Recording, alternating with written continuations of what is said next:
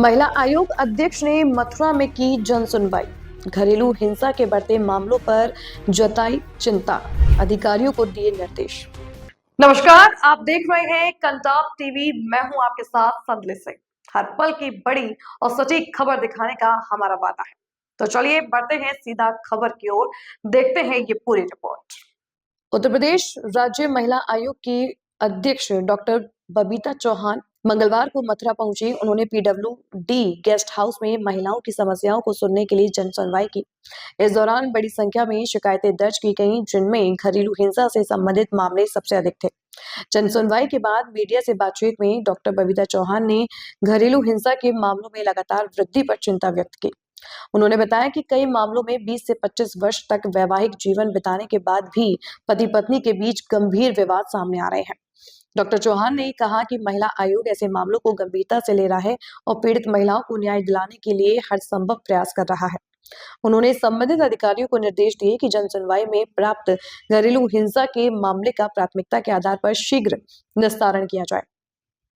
इसके अतिरिक्त डॉक्टर चौहान ने विभागीय अधिकारियों के साथ एक बैठक भी की। इस बैठक में उन्होंने महिलाओं के हित में संचालित सरकारी योजनाओं की प्रगति की विस्तृत समीक्षा की। उन्होंने अधिकारियों को निर्देश दिए कि सरकार द्वारा चलाई जा रही महिला कल्याण योजनाओं का लाभ पात्र महिलाओं तथा प्रभावी ढंग से पहुंचाया जाए।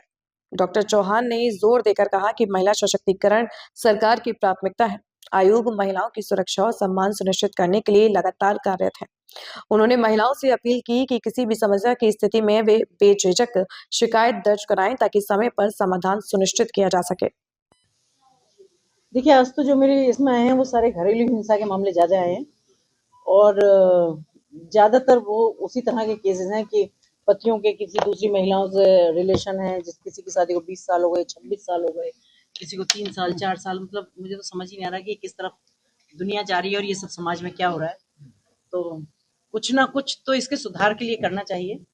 और मैं ये सुन के आज बड़ी मतलब अपसेट भी हुई कि ये हर जगह ये क्या चल रहा है कि 26-26 साल शादी को हो रहे हैं और उसके बाद भी जरा सी लड़कियों के साथ अफेयर चल रहे हैं, अपनी वीडियो खुद बना के दिखा रहे हैं। तो ये अच्छी मानसिकता तो है नहीं, ये विकृत मानसिकता के ये सारे शिकार हैं जो इस तरह की चीजें आ रही हैं। आपके ऑब्जर्वेशन में क्या कुछ पाया है कि इसमें कौन दोषी है हिंसा संबंधित मामलों में? अभी तक आपके ऑब्जर्वेशन में क्या रहा है कि मैंने आज जो एक्चुअल में जितने केस देखे, आपको पता है, आप मेरी कार्यशैली जानते हैं कि मैं हमेशा न्याय के साथ खड़ी रहती हूँ, चाहे वो महिला हो और या वो पुरुष हो। मैंने कभी भी कोई ऐसी चीज नहीं कहती कि जिसको मैं जबरदस्ती कहूँ कि नहीं ये अगर महिला है तो पुरुष के साथ ये होना चाहिए या ये गलत है। तो मैं हमेशा न्याय की बात करती हूँ, चाहे वो पुरुष है चाहे महिला, दोनों को न्याय मिलना चाहिए।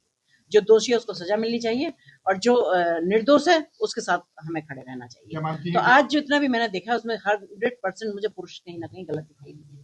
क्यों दिखाई दिए? क्योंकि हालांकि मैंने अभी काउंसलिंग अपने यहाँ परामर्श केंद्र में भी कई केस भेजे हैं जो समझे जाएंगे।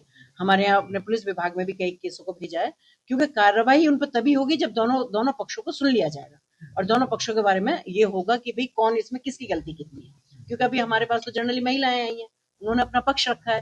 तो 1-2 केस ऐसे भी जिनको मैंने सीधा लखनऊ बुलाया, दोनों हस्बैंड वाइफ।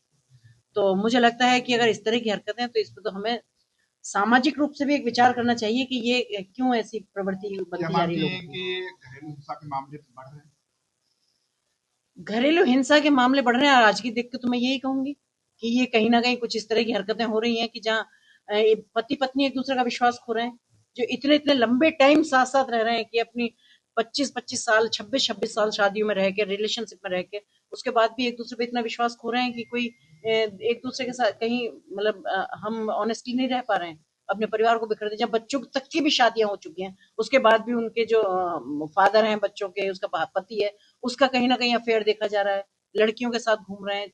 और लड़कियां, जबकि एज डिफरेंसेस भी इतने हैं कि उनसे आधी उम्र की लड़कियां हैं।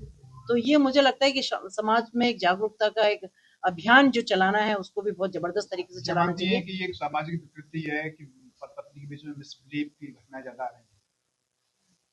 देखिए, मिसबिहेव तो जब वो मिसबिलीव की, देखिए वो तो मैं ये कहूंगी कि जब आदमी, कहते हैं ना, जब आदमी अपने रास्ते से भटक जाता है तो वो फिर कहीं ना कहीं अपने आप को सही सिद्ध करने के लिए वो कुछ भी गलत काम करता है। तो निश्चित रूप से कि अगर आप किसी एक व्यक्ति को सुनेंगे तो वो ये कहेगा कि नहीं मेरी पत्नी में ये था, मेरी पत्नी में वो था। अरे भाई, तुम्हारी पत्नी में ये अगर इतनी कमियां थी तो तुमने इतने साल कैसे निकाल लिए और अब ये 2 साल से ही क्यों आया? और जिसके अच्छा महिलाएं हैं वो ऐसा भी नहीं है कि कुछ गलत बोलती है, क्योंकि वो विद प्रूफ आती है हमारे पास, वो सबूतों के साथ हमारे पास आती है। तो निश्चित रूप से फिर हमें ये देखना ही पड़ता है और ये कहना पड़ता है कि इसमें पुरुष ज्यादा दोषी है। अभी तक कितनी घटनाएं मथुरा में आई सामने? अभी तक तो मैंने जितनी सुनी है कम से कम 15-20 केस मेरे पास आ गए, वो सारी घटनाएं लगभग ऐसी हैं। और ये बहुत ही एक अफसोसजनक बात है। मथुरा में लीगल कार्रवाई और लीगल काउंसिल से कितनी संतुष्ट हैं आप? नहीं, लीगल तो मैं इसलिए भी कहना चाहूंगी कि मेरे जितने पुराने केस थे या मेरे जितने आयोग से केस यहाँ आए हुए हैं, आज की डेट में सारे निस्तारण किए हुए हैं, हमारे पास कोई भी केस पेंडिंग नहीं है। तो इसलिए मैं तो पूरी तरह से बीइंग मैं आपका चेयरमैन है आयोग के लिए, आप क्या चाहेंगे कि भविष्य में इसके लिए कोई बेहद अभियान होना चाहिए, काउंसलिंग समाज में बहुत बड़ी दिक्कत है, परिवार टूट रहे हैं?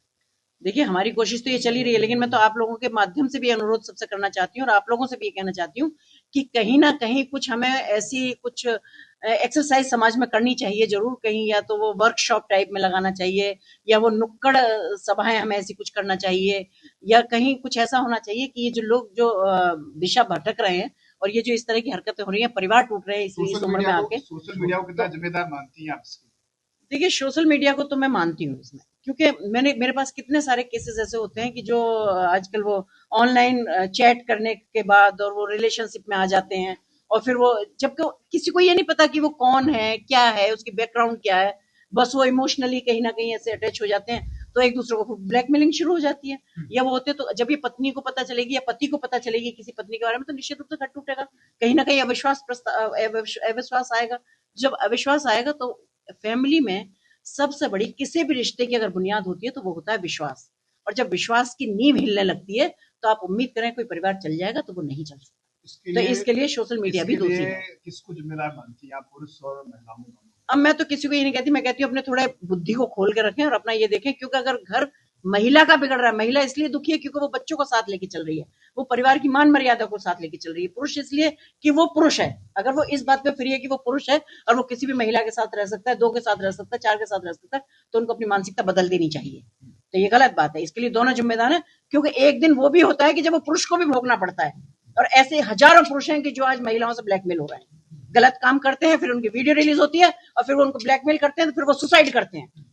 तो मैं यही कहना चाहूंगी कि जो ये भ्रमिक चीजें हैं इनसे थोड़ा दूर रहें और थोड़ा अपने दिमाग को भी खोल के रखें और ये देखें कि हमारे संस्कार क्या है, हमारी संस्कृति क्या है। इस तरह के मामलों के ऑब्जर्वेशन के बाद में आयोग क्या कोई ऐसी सामाजिक पहल शुरू करेगा? आयोग तो हमेशा सामाजिक काम करता ही है और सामाजिक काम कर भी रहा है। बढ़ रहे हैं परिवार टूटने नहीं, तो हम तो जागरूकता के करते हैं ना, हमारे काउंसलिंग खुद कराई जाती है, लेकिन बहुत सारी चीजें, क्योंकि सिर्फ आयोग का ही इसमें रोल नहीं है, इसमें खुद व्यक्ति अपना खुद का रोल है।